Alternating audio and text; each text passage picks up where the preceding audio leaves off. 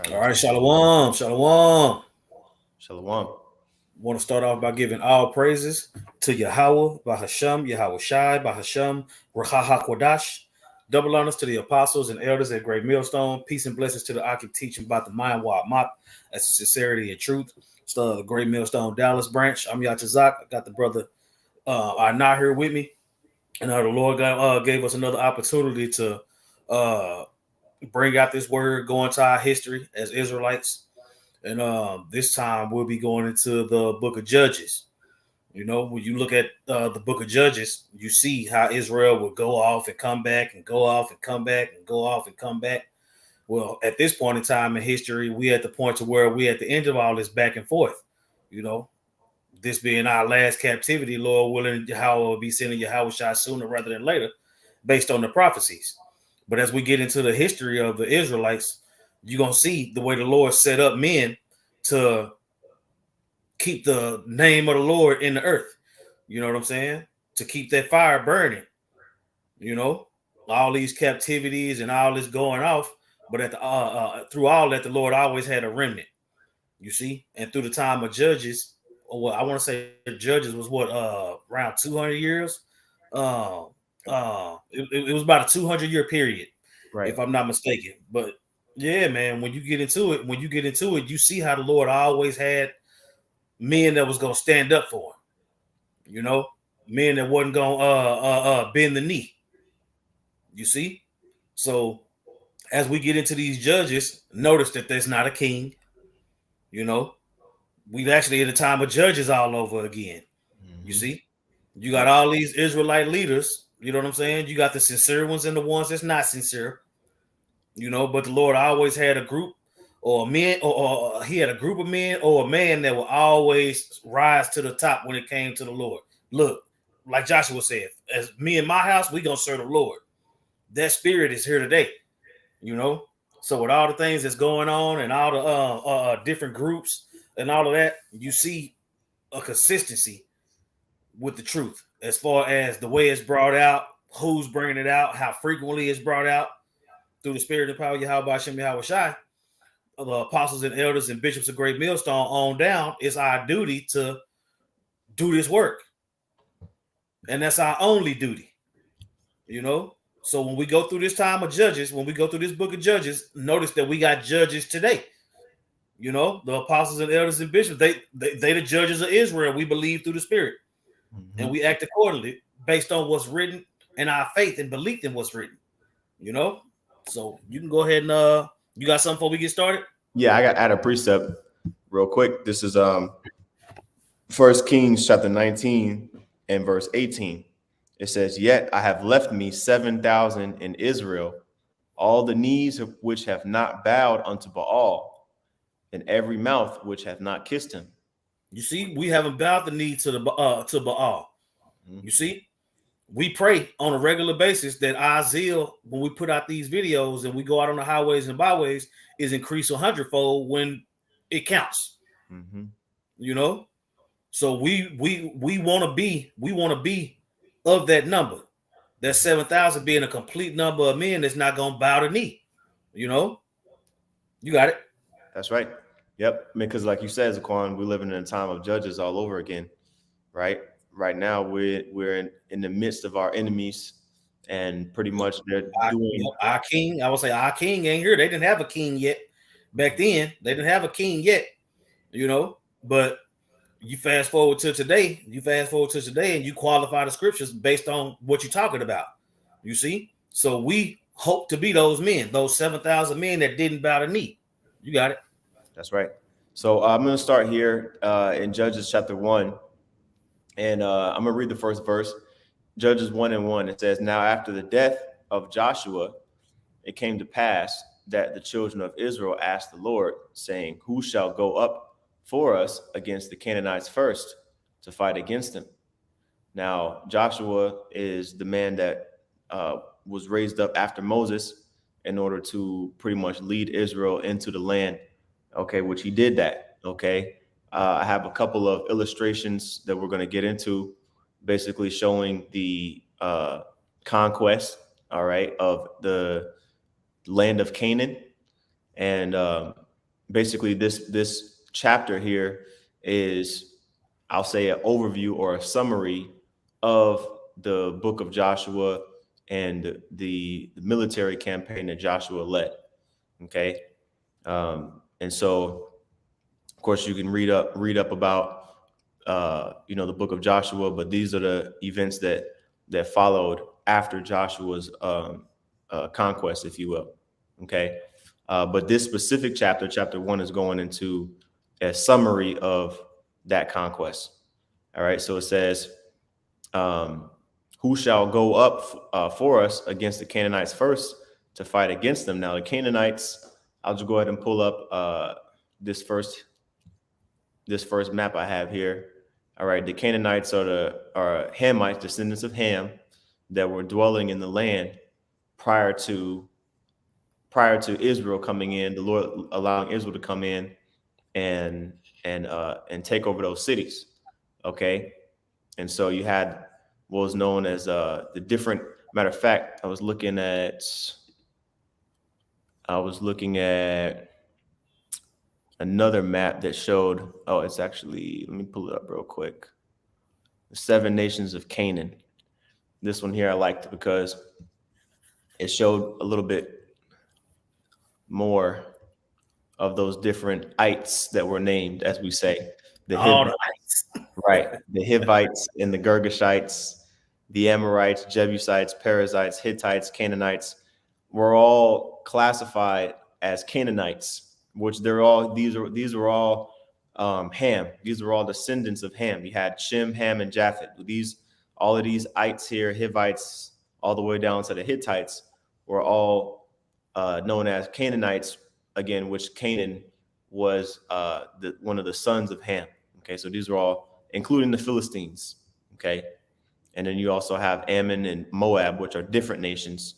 But as you can see here in the red, okay, Hivites all the way down to the Hittites were all known as the inhabitants of Canaan. So I just wanted to get that out of the way, just so that it can be known what's being said when it's mentioned Canaanites and so on. So continuing in verse 2, it says, "And the Lord, Yahweh Shem Shai, said, Judah shall go up. Behold, I have delivered the land into his hand." Okay. Now, when you go, actually, I want to get a little bit of this commentary real quick. Basically, this is a commentary we've used before for First and Second Samuel, as well as what other book did we do? Amos. Okay. And this is just a backdrop or a background of the book of Judges. I'll get the first couple paragraphs. It says, the book of Judges deals with the events in Israel during the 200 years that followed Joshua's conquest of Canaan, right? So that time period from basically Joshua up until First Samuel, right, or Samuel, is pretty much the book of Judges, right? It says, Israel under Joshua had won a great victory, but the people had not been fully obedient to the Most High's command to destroy all the Canaanites. As a result, those Canaanites who were left in the land became a source of trouble to Israel, both religiously and politically. Okay, so we're gonna see exactly where Israel messed up in this chapter when they didn't take over these specific, when they didn't fully drive them out of the land. All right. It remind you of when the Lord was saying, get rid of all the Edomites, and we did it. Right. You know what I'm saying? History repeating itself. I know this happened before that, but yeah, it's the same thought. It's the same thought process. You know, the Lord said, get rid of everything and don't save nothing for a reason. You know, me and Yarala went into the Babylonish garment and the walls of Jericho. You know, you had these situations to where Jake just ain't gonna get right. You know what I'm saying? You see the miracles and all these different things, but yeah, you know what I'm saying? So you're gonna show up to Israelite, you're gonna show up to a Hebrew Israelite function with a Babylonish garment. Like, how stupid was that? You know what I'm saying? You got it. Just wanted to bring that out. Right. Yep. And when you go into Judges chapter 2, I'll just get it real quick. I mean, I know we're going to end up doing it probably next week anyway, but I'll just get the precept. Judges chapter 2 and verse 3. Okay. It says, wherefore also I said, I will not drive them out from before you, but they shall be as thorns in your sides, and their gods shall be a snare unto you. Right? Talking about these other nations, or I'll say specifically these Canaanites that we didn't drive out of the land. Okay. So, it doesn't start, the story doesn't start just at Judges chapter 2, where, we were in the wilderness and we just getting rebuked, or not in the wilderness, excuse me, where we were in the land and we're just getting rebuked. Okay. It started when we didn't do what the Lord commanded. All right. When you go into this Judges chapter 1. So that's what we're getting here. So that way we understand the premise of this whole book is basically Israel being delivered from these said snares due to our disobedience. So continuing on here in verse 3, it says, and Judah said unto Simeon his brother, come up with me into my lot, that we may fight against the Canaanites, and I likewise will go with thee into thy lot. So Simeon went with him. Right. So I have here another is this the right one? Yeah. This is the main map we're going to be using for this lesson, which basically, if you look at, I'll zoom in a little bit. If you look at these orange words here, Manasseh, Gad, Issachar, Ephraim, so on, these are the different land allotments of Israel, which are specified more so in Joshua. But as you can see here, Judah and Simeon, the land allotments are very close to each other. So basically, Judah was the tribe that was chosen to go in and take the majority. See, this is the center part of Canaan, if you think about it. And Judah said to Simeon, hey, look, if you, if you come with me on this campaign, I'll go when it's your turn, basically with you to do the same thing. So they both went in together, right, in this conquest, which this map here, the first one that I showed, kind of shows the direction of that, which we'll get into in a bit. But it says in verse 4, it says, and Judah went up, and the Lord delivered the Canaanites and the Perizzites into their hand, and they slew of them in Bezek 10,000 men.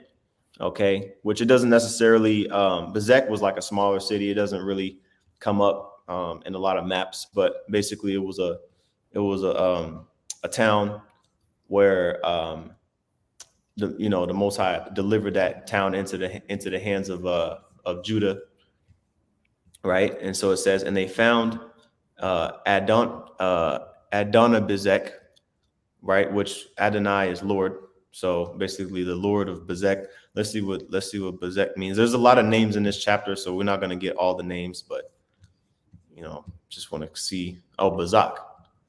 Yeah. Lightning. Okay. Yeah, we know that one already. Strong's G966. Bazak, which means lightning, home of Adonai Bezek. Okay. Also the place where Israel rallied under Saul. Okay, good to know. Number of them in Bezek. Interesting. All right. So going back here, it says in verse 5, and they found Adonibezek in Bezek, and they fought against him, and they slew the Canaanites and the Perizzites, right? Going back to the trusty map again. Canaanites and Perizzites, right? Down here in the south of Judea. Okay. Right. It says in verse 6, but Adonibezek fled, and they pursued him and caught him and cut off his thumbs and his great toes. Right. So they it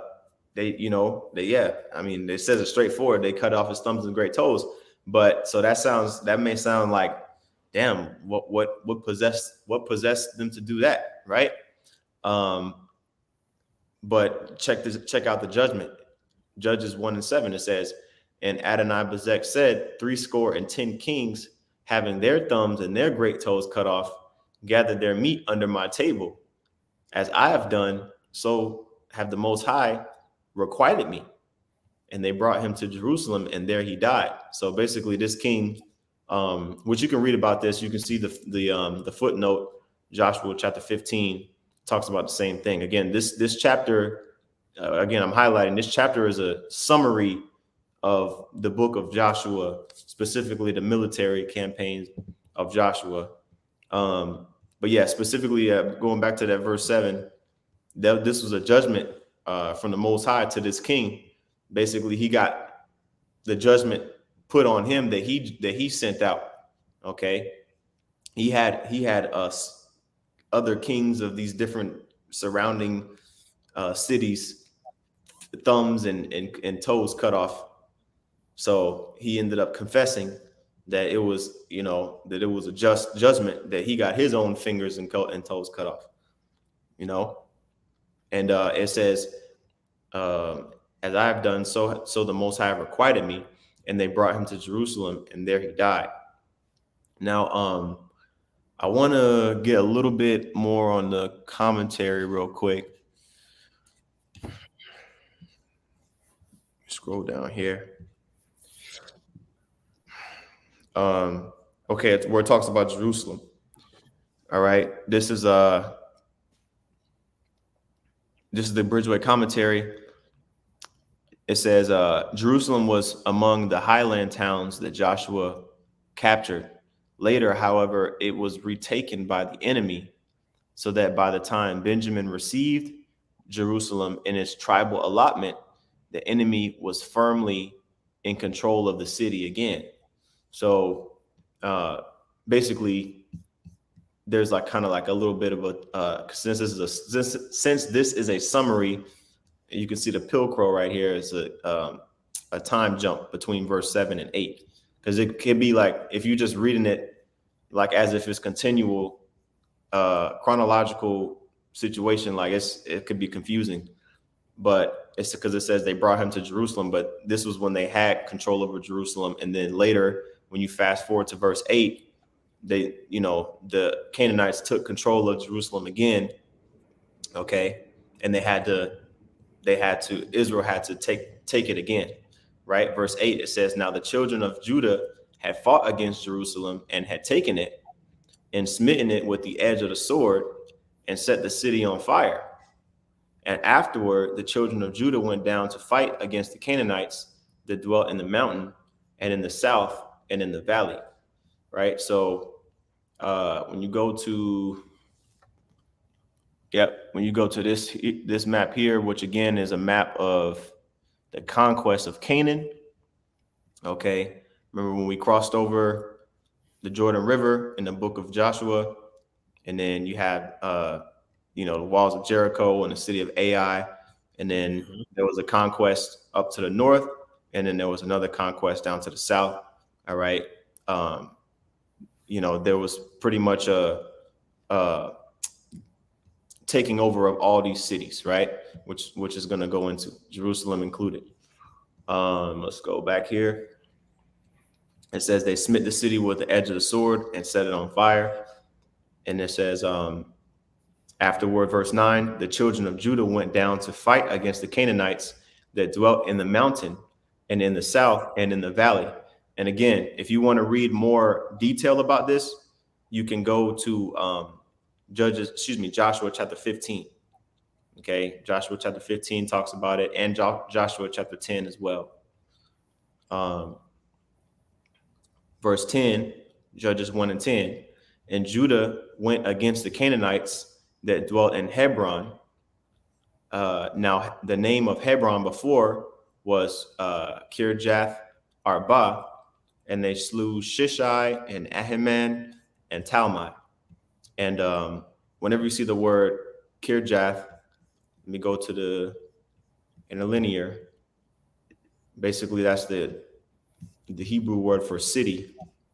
Let me scroll down some more. Quarayath, Arabai. Okay, Quarayath Arabai, city of Arba. Okay, but that word Quarayath is city. Okay, So let's go back. Okay. And you can see on the map, it corresponds here. Hebron down here. Okay. Verse 11, it says, and from thence he went against the inhabitants of Debir, and the name of Debir before was Kirjath Separ. And Caleb said, he that smiteth Kirjath Separ and taketh it, to him will I give Aska, the daughter, my daughter, to wife. Now, going back to this map, same deal, right? They're kind of going down south. You got Hebron, and then which is the first city that was mentioned in verse 10, and then verse 11. Okay, you got Kirjath Sepher, which was renamed to Debir. Okay, and there was a reward, kind of like the situation with Jerusalem during the time of David. You know, David said, hey, whoever takes this city down, I'm gonna make him captain of my host. And so it says in verse 13, and Othniel, the son of Kenaz, Caleb's younger brother, took it, and he gave him Aksa, his daughter, to wife. And it came to pass, when she came to him, that she moved him to ask of her father a field, and she lightened from off her ass. And Caleb asked unto her, what wilt thou? Yeah, so basically, Othniel took the city, and he received Caleb's daughter for a reward. And Caleb's daughter asked her father for a field, right? She said in verse 15, and she said unto him, give me a blessing, for thou hast given me a southland. Give me also springs of water. And Caleb gave her the upper springs and another spring. So back during the time of they still have springs now, but we actually had, like hot springs and springs of water where you can actually drink natural water. Those days are gone. Yeah. Yeah. Unlike today, you gotta buy damn water bottles, and you gotta pay $5 a bottle for some essential water, pH 95, pH 9.5 water. You had that OG water back then, natural, non-GMO, I'll say. Right. We were giving away springs as prizes. That's how. But it's okay, because in the land, when the Hawashah comes back and sets everything straight, it's gonna go back to that. Verse 16, it says, and the children of the Kenite, Moses' father-in-law, went up out of the city of palm trees with the children of Judah into the wilderness of Judah, which lieth in the south of Arad, and they went and dwelt among the people.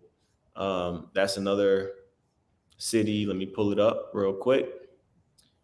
Hold on, give me 1 second. Arad, which is down here, right? So you can see here, you got Debir, you got Hebron, you got Jerusalem up here. So they were kind of pushing down. It says Arad here, the wilderness of Arad, right? So there was just a mass conquest of all these cities. There's more cities, more settlements that aren't named here. There's a bunch of them. There's a bunch of small, not small, but there's a bunch of cities, right, in this area that were being taken over. Okay. Arad is being mentioned here in verse 16. And then it's going to mention Hormah in the next verse, which is right here, south of Arad. It says, verse 17, and Judah went with Simeon his brother, and they slew the Canaanites that inhabited Zaphath and utterly destroyed it. And the name of that city was called Hormah. Now, this is what they were supposed to do. This is what all the tribes were supposed to do. Okay, utterly destroy. Okay, but as we're going to read in chapter 2, not today, but in another lesson, they didn't do that. Our people didn't do that, man. Our people, how should I say? He said he would have, long time ago, he would have taken us as a bird does take them under her wing like a bird does her chicks or something like that. Let me see if I can find it.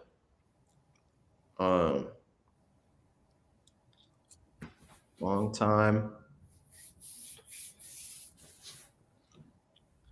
Give me a second.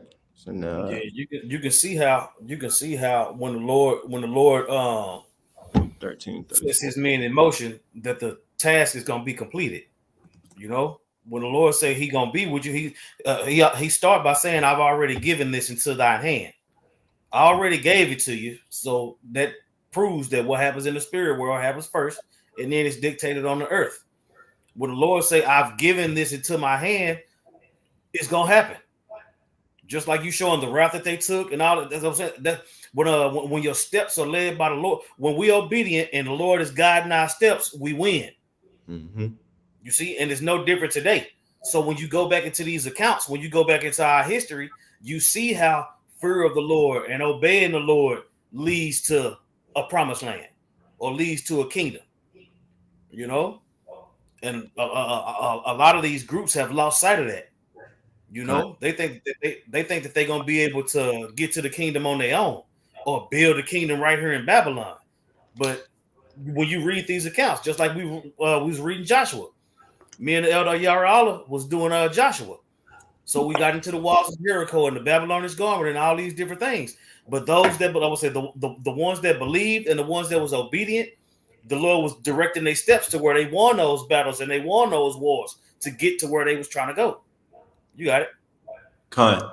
Yep, I found it here. Luke chapter 13 and 34.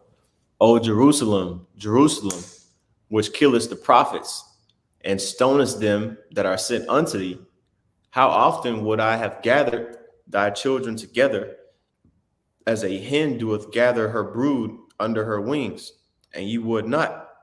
You know, just like a parent's desire to have their children be obedient to them, but the child just wants to be rebellious, no matter what efforts that the parent puts forth to get that child back in line. It just can't seem to work. That's how the nation of Israel is as a whole when it comes to Yahweh Shem Shai, obeying Yahweh Shem Shai, you know.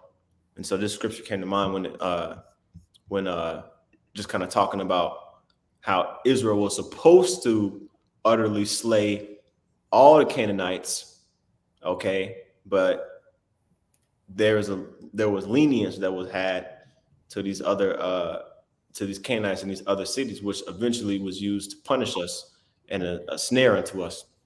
Right. I got a quick one for you. This is Zechariah 7 and 11. It says, "But they refused to hearken and pulled away the shoulder and stopped their ears that they should not hear." And you see how people do that all the time. You know, when the Lord say kill everything, he's saying it for a reason. Mm-hmm. You see? Did you know that when the Lord said to destroy the walls of Jericho, Jericho was never to be rebuilt? Mm. You know what I'm saying? Just like Babylon the Great. It's not going to be rebuilt. It's not going to, no. This is going to be a memorial, you know? And the Lord had that same thought process with Jericho. Mm. So he had the same sentiment here, same sentiment with Samuel, with Samuel, Saul, and the Edomites. You know, he always had somebody that was willing to do it and somebody that wasn't. But the ones that the Lord is with is the ones that's willing to do it. Those spies, you know, the spies that spied out the land. You had Joshua and Caleb with a different report than everybody else. Right. Con. You got it. Con. And Shapah. Going back here to Judges 1 and 18, it says, "Also Judah took Gaza with the coast thereof, and Ashkelon with the coast thereof, and Ekron with the coast thereof." And you can see here on the left, right? So they went down, they went to the west, where you can see the coast, Gaza, Ashkelon, right? So on and so forth. I think this one has a little bit more cities. Yeah, Gaza, Ashkelon, Ashdod, right? Gath, Elgon. These are all as what's known even today. Even today is known as the Gaza Strip. even 3,000 years later is known as the Gaza Strip. So it says, verse 19, and the Lord Yahweh Shem Shai was with Judah, and he drave out all the inhabitants of the mountain, but could not drive out all the inhabitants of the valley, because they had chariots of iron. Which this map isn't it doesn't really show like the geography, like which parts are the plains and which parts are the mountains. There's other maps that you can look at for that, but basically brothers should already know that there's mountains, there's mountainous areas, multiple mountains, even just in Judea and in Samaria, and then there's more plain, flatland areas, prairie land areas, if you will, spread throughout the land as well. Okay, so we were able to take those mountainous areas, but it said since they're and it actually does a good job of summarizing it here in the commentary. I'll finish the verse again though. It says in the middle of verse 19, Judges 1 and 19, it says, but could not drive out the inhabitants of the valley, because they had chariots of iron. Now, let me go to the commentary real quick. Okay. Continuing on this paragraph, it says, Israel then carried the conquest south to Hebron, where Caleb won a great victory. And it shows the footnotes there. Joshua 14. It says, Caleb's boldness encouraged Othniel, who spread the conquest even further. Joshua 15. It says, although the Israelite armies won control of the hill country, they were not able to maintain control of the plains, being driven back into the hills by the Canaanite chariot forces. Consequently, towns captured by Israel on the coastal plain of southern Palestine were later recovered by the Philistines. The towns of Ashdod, Ashkelon, Gaza, so on and so forth, were known as the 5 cities of the Philistines. Okay. Let me see here. Which you had Israelites scattered amongst all those areas. That's why you'll have those. That's why you'll have those Israelites that they attach where they from to their name, like Uriah the Hittite. You know what I'm saying? Stuff like that. So you always had Israel everywhere. You know, and that's why we go off so much, because we was always scattered. We were scattered as a punishment. You know, so when you scatter to wherever you scattered, you're gonna pick up those ways, unless you are of that remnant that was supposed to always be the ones that was gonna stand up. You got it. Kind. So there's like another time skip. I'm gonna read these last two verses, and then verse 22 is like another time skip. So let me go read through these 2 verses here. Judges 1 and 20. It says, and they gave Hebron unto Caleb, as Moses said, and he expelled thence the 3 sons of Anak. And the children of Benjamin did not drive out the Jebusites that inhabited Jerusalem, but the Jebusites dwell with the children of Benjamin in Jerusalem unto this day. And remember when we went over 2 Samuel, where it talked about how David overthrew that city of Jerusalem. They had the Jebusites in there, and they were calling him, unless you cast out the lame and the blind unto thee, we will not come down. Basically, and Joab went into the city by way of the water gate or something like that, and pretty much took that city. Well, again, this was a city that specifically Jerusalem was a city that was belonged to the land allotments of Benjamin, but Benjamin basically had them as indentured servants. And eventually, by the time David came around, the city was pretty much just ruled by just the Jebusites in general. So I thought it was pretty interesting how that city was constantly a point of interest, throughout time. But again, verse 22 kind of jumps to, and I'll show this map to show the northern direction of the conquest. Okay, it talks about how Israel pushed north as well into Samaria. So I'm going to continue reading here. In verse 22, it says, and the house of Joseph, they also went up against Bethel. Well, the house of Joseph is what? Ephraim and Manasseh, right? Well, Ephraim is specifically the house of Joseph, if you want to say like that, which represents the northern kingdom.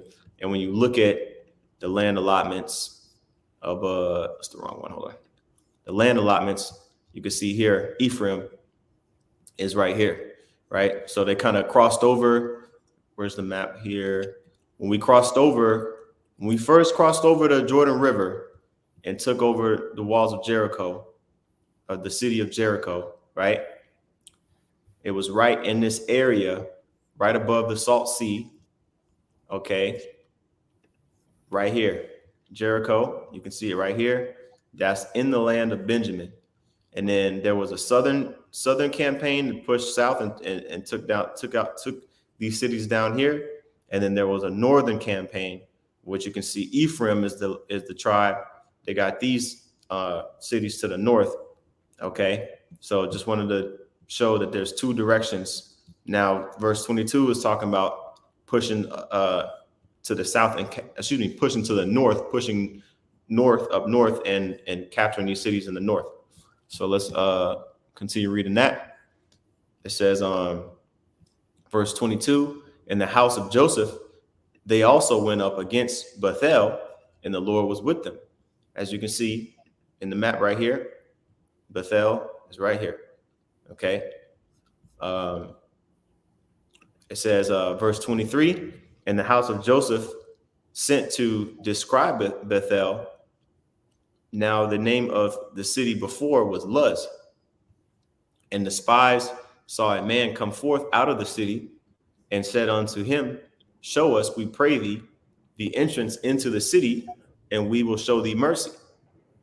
Right? Because again, the footnote of this is Joshua chapter 8, which mentions right here, right? Joshua chapter 8. You can see right here. Okay. You can read about this in more detail, in Joshua chapter 8. Oops, my bad. It says in verse 24, excuse me, I read that already. Verse 25, it says, and when he showed them the entrance to the city, they smote the city with the edge of the sword, but they let go the man and all his family. Kind of reminds me of Rahab the harlot and her situation. Basically, they slew everybody in the city except for Rahab and her family, you know? So it was another situation like that, where basically the heathen let us in, you know, to basically get into the city, and we took over that whole city, and we just left that one family alone, right?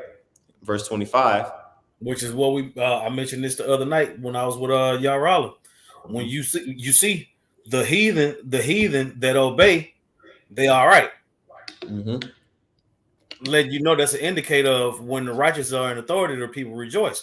You see, they did what they was told by the Israelites, and then they benefited from it. They profited from it. You see, you got it.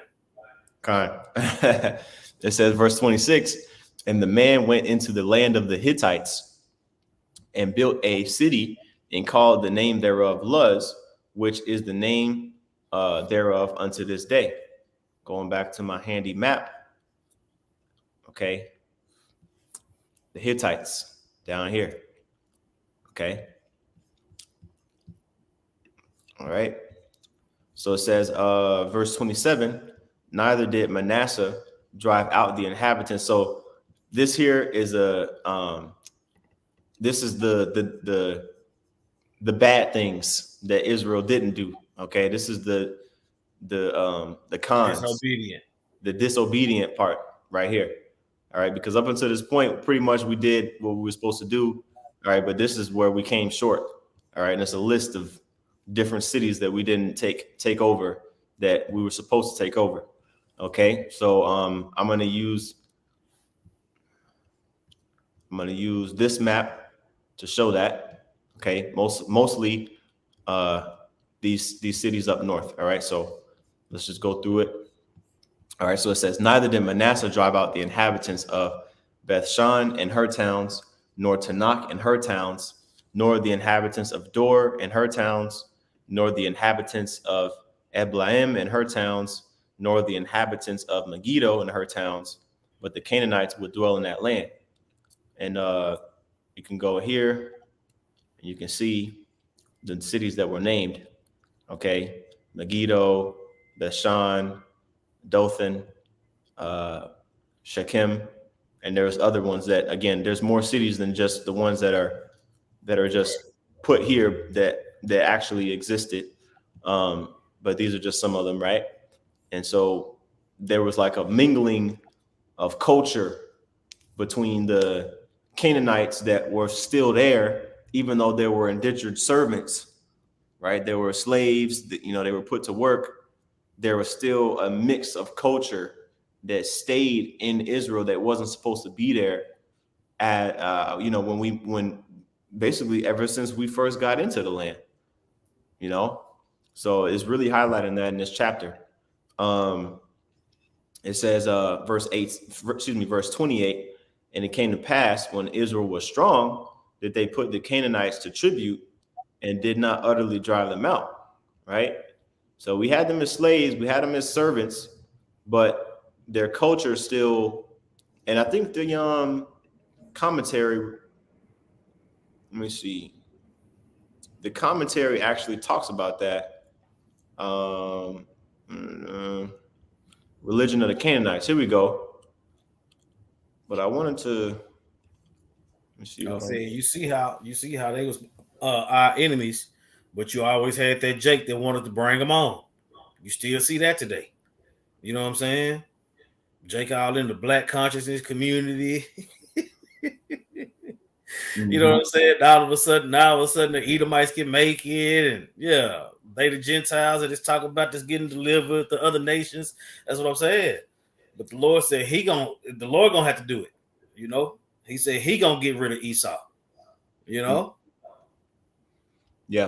I'm gonna read this. I'm gonna read this second paragraph from the background here.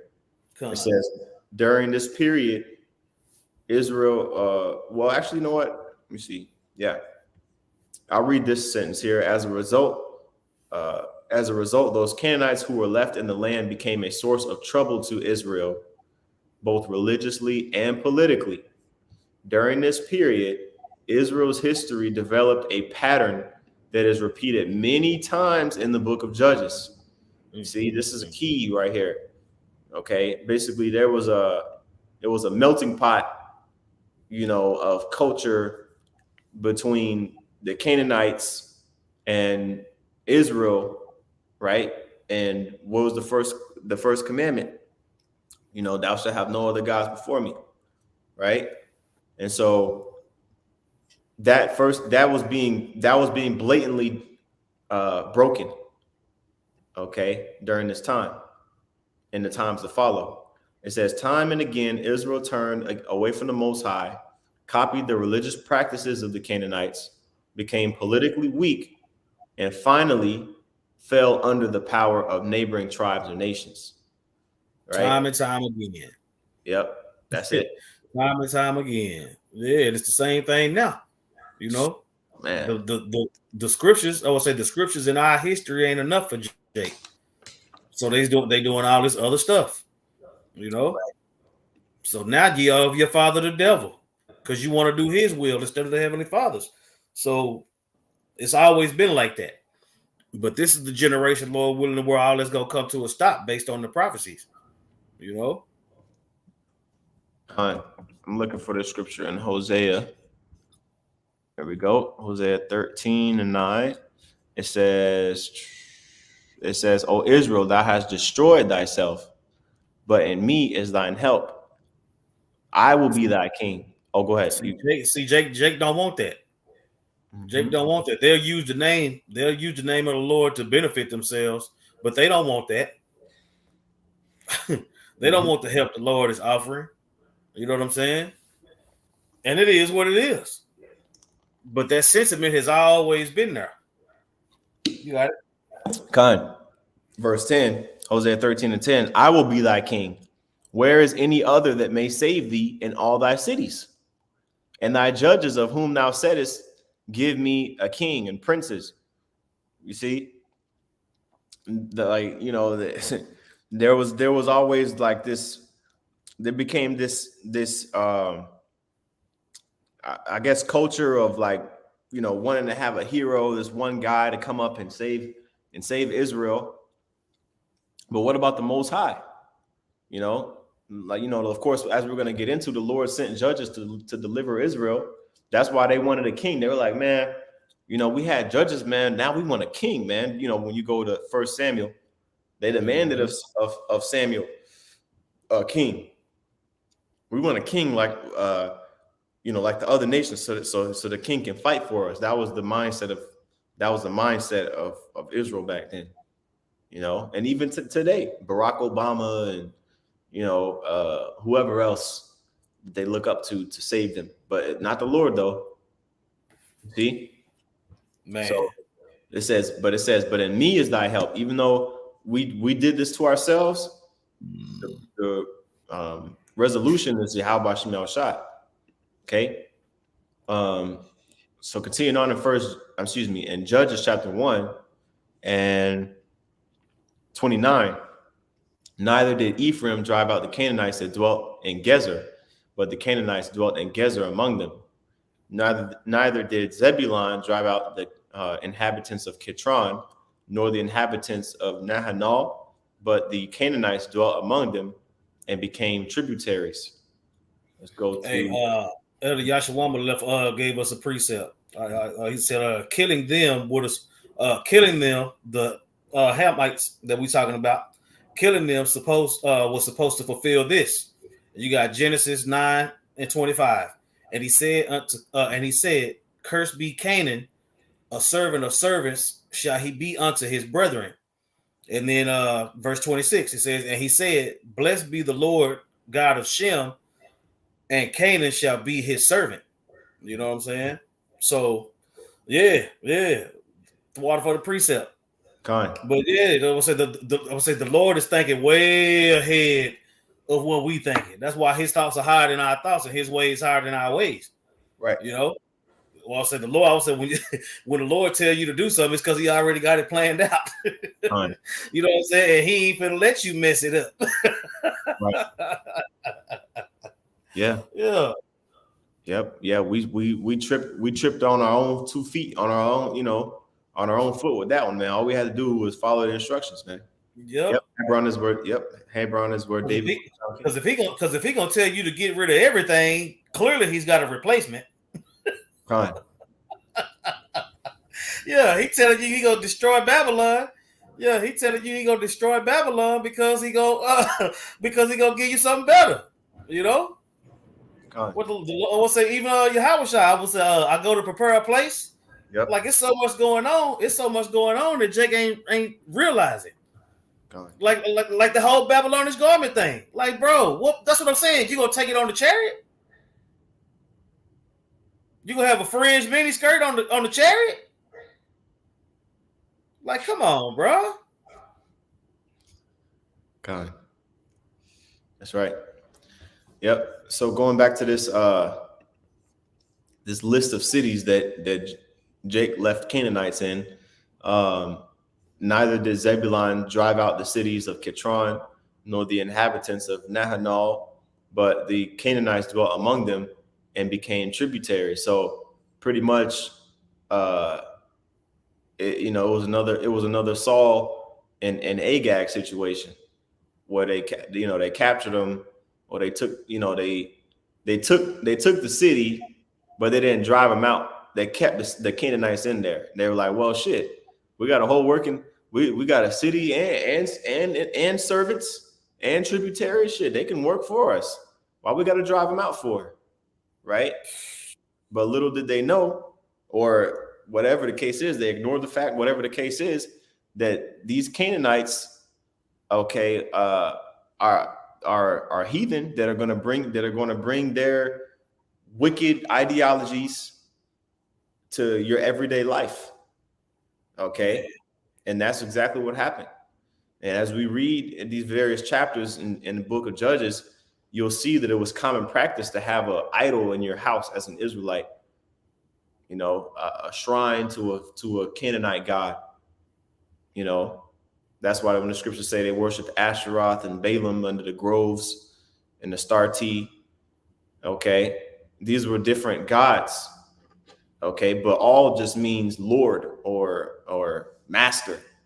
Baal is a common word that basically means, again, Lord or master. So there were many Baalim or Balaam, okay, which Baalim is plural for Baal. There were many lords and many masters, many gods that were made, little idols and big idols, shrines and different high places that you know, sexual immorality was performed at. That was mixed culture, even from the inception of Israel coming into the land, right? So we read and they didn't drive them out, and if you think it's not a big deal, it is a big deal, you know, because it affected how Israel worshipped Yahweh B'Shem Yahushai. Okay, it says, verse 31, neither did Asher drive out the inhabitants of Akko, nor the inhabitants of Zidon, nor of Elab, nor of Akzib, nor of Helbah. That's what I'm saying. That's like you got all these camps all over the world that ain't bringing the word out. You know what I'm saying? If you bringing out the truth of the word, you slaying the enemy. You got all these camps in all these different states. You know what I'm saying? They got 501c3s and all that. You're supposed to be clearing out the land spiritually. You know what I'm saying? But they be changing their doctrine up and making deals and doing all that. You didn't drive out the enemy, man. Right now we driving out the enemy with this truth. That's right. You see the truth. I would say, and what I mean by driving them out, we can't be compromised. Okay. You know what I'm saying? You got the name don't matter. We ain't got the name. You can wear a hat. All those different things is examples of you not getting rid of the enemy. When they see you with that fitted cap on and all that type of stuff, they know they ain't got to worry about you. You see what I'm saying? Yeah. You letting them think it's okay. By driving these nations out, the Lord was letting Israel know, look, these niggas ain't okay. I got something for you. You just get them out of there like I told you. Right. And we didn't do it. You see? You got that same mentality, that same thought process happening. Well, shit, we can do this, we can do that. Shit, why drive them out when we can make them our slaves? You know what I'm saying? Why say the white man? Why say the white man and the devil? I would say we're getting to wear our fringes, we making this money. Shit, why we can't just say Esau can make it? Man. You see how Jacob been? That's right. It's the same thing. The Lord told you straight up. That's why, Lord willing, through the spirit and power of Yahweh B'Shem Yahushua, the apostles and elders and bishops on down, we staying on that path. We the ones that's like, nah, man, no, they ass going into slavery. No, the Lord gonna burn this up. You know what I'm saying? Right. You got it. Yep. 1 Samuel chapter 15 and 22. Which will make us the judges. You got a judge. I would say you got judges all over them. That's what I'm saying. And every just like you going through the map, and this area got this, and this in it. It's the same. It's the same exact thing now. It's the same exact thing. Yeah. Go ahead. 1 Samuel 15 and 22. And Samuel said, this is a conversation between Saul, who was the first, anointed king, recognized king of Israel, and Samuel, right? It says, and Samuel said, hath the Lord as great delight in burnt offerings and sacrifices as in obeying the voice of the Lord? Behold, to obey is better than sacrifice, and to hearken than the fat of rams. Yeah, man. So when you offer up a sin offering, that's because you done messed up. You see?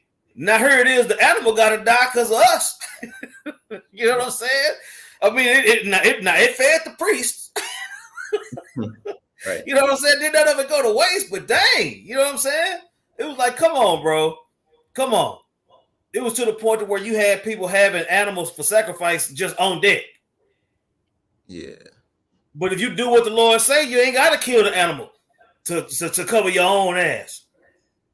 So when you fast forward to the time of Paul was like, shit, if the law was being executed, then what? It wouldn't be nobody to save if the law was being fully executed. Everybody would be dead, mingling amongst the heathen and letting them make it. That's what I'm saying. That's what was going on in the Judges. You see, Israel was letting the heathen make it, and the Lord and the men of the Lord was like, nah, man. But hey, it was what it was. Now we at the end of all that. Now, you see, every account of history that we go into as we go back through this book, me and you through the Spirit, everything we go back to could be likened unto today. Mm-hmm. You got it. Con. Yep. It says, verse 23. For rebellion is as the sin of witchcraft, and stubbornness is as iniquity and idolatry. That's what I'm saying. Witchcraft, idolatry, all that stuff will get you killed. Yep. You know what I'm saying? Rebellion to get you killed. Yep, that's what happened. You got it. Yep. It says, because thou hast rejected the word of Yahweh Shem Yahushai, he hath also rejected thee from being king. Okay, now this is a common scripture that we get a lot, and it talks about how, again, obedience is better than sacrifice, right? And the same goes for this situation here. As a nation, Israel was tasked with getting these other cities void of Canaanites, all right? But they let the Canaanites stay, all right? They used the authority of the Lord to capture the cities, but they didn't follow the command of the Lord to kick out the Canaanites, right? Putting them to death or whatever, but mostly putting them to death, right? And so it says, verse 32, but the Asherites dwelt among the Canaanites and the inhabitants of the land, for they did not drive them out. Neither did Naphtali drive out the inhabitants of Beth Shemesh. I said that ain't no different than all these camps and all these groups and all these states that ain't bringing the word out right. You letting the other nations make it when the Lord said get them out of there, and we get them out of there with this truth, man. You see, we can't be compromised no matter where we are. You see, and Drake don't have that mentality. God. They weren't given that mentality. Yep. You got it. But that's what I'm saying. You see all those different lines. That's what I'm saying. Up here with Kabul and Affect. That's what I'm saying. That's an area where the truth gonna be brought out, liking it to today. Yep. Right? Zebulun, Ramon, that area. That's what I'm saying. You see how I got it separated, looking like different states, just like the United States map. Got all those lines and all that. You got camps in all these different areas. You see? And the Lord, I want to say, like Elder Yahshua said, we spying out the land. You see? Yep. Through the Spirit. Yeah, through the Spirit. For anybody that want to get carnal and stupid. Right. I was going to say, I believe one of these is the Sea of, I think this right here is the Sea of Galilee. Yeah. This right here is the Sea of Galilee, you know? And Yahushua went and preached up here. I mean, of course, like now, you know, you can see Judah and Bethlehem and Jerusalem, but Yahushua, you know, there was Israelites all throughout here. If you looked at a different map, you would see basically what the names of those cities were changed to, you know, during the time of the New Testament. But yeah, this right here is the Sea of Galilee. Okay, I know it says Sea of Chinnereth right here, but you know, it had different names.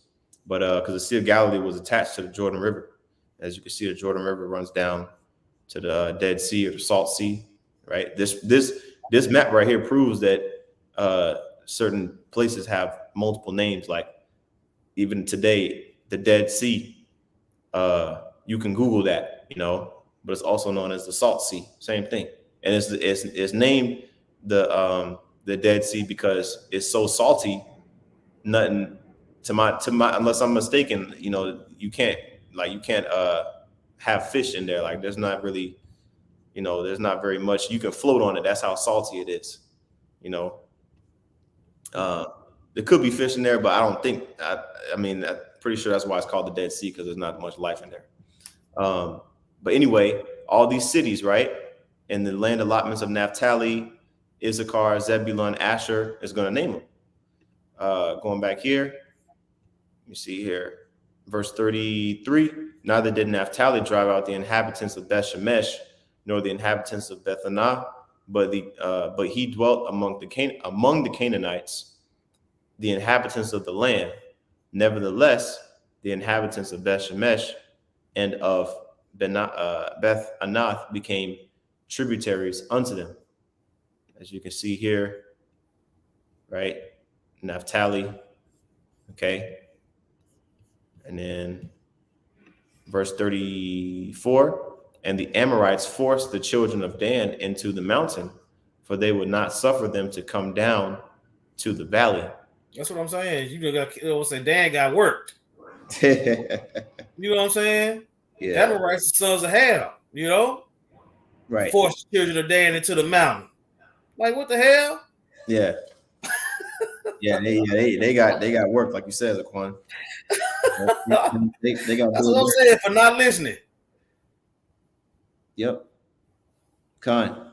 Let me see here. Oh, I just looked it up. Naphtali, the land allotment of Naphtali contained the city of Capernaum in the New Testament.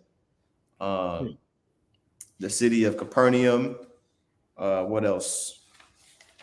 The city of Capernaum was right there on Galilee. The city of Chorazin, the city of Bethsaida, right, where Yahushua fed the multitudes, was right there on the Sea of Galilee.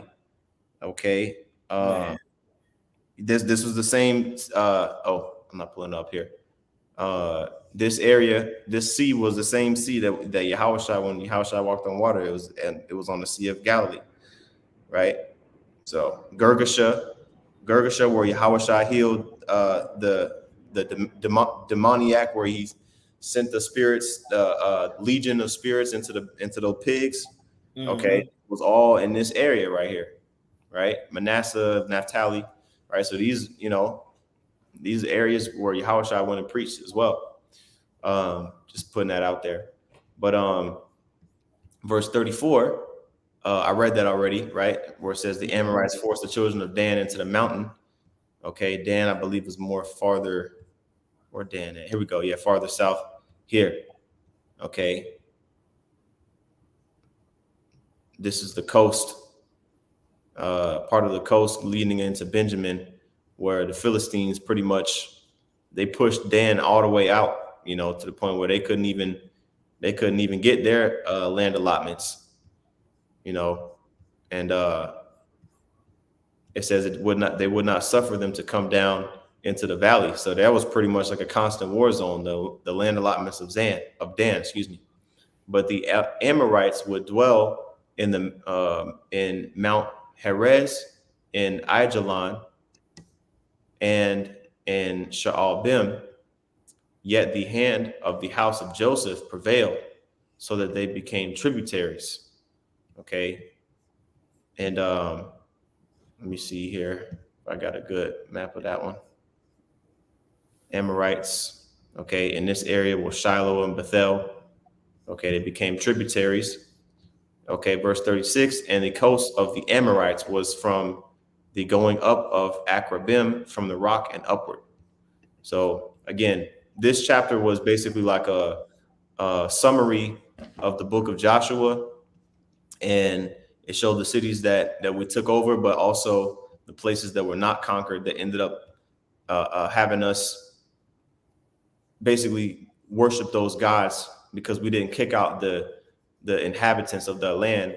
We ended up worshiping the gods of those people that we kept in the land. So you see in both mentalities in the earth today. You got the believers that's doing what the Lord said and following the instructions, and then you got those that don't, and then the rest of the world is still happening at the same time too. You see, but you got anything else? No, that's all I got, Zaquan. Hey, well, yeah, you can go ahead and close out, Baba Kasha. Khan. Hey, I brought Tazad as an edifying lesson. With that, we want to give all praises, honor, and glory unto Yahweh, Ba'ashem, Yahweh Shai, Ba'ashem, Rakakwadash. Double honors to the apostles, and there was a great millstone, and peace and salutations to the elect. Shalom. Shalom.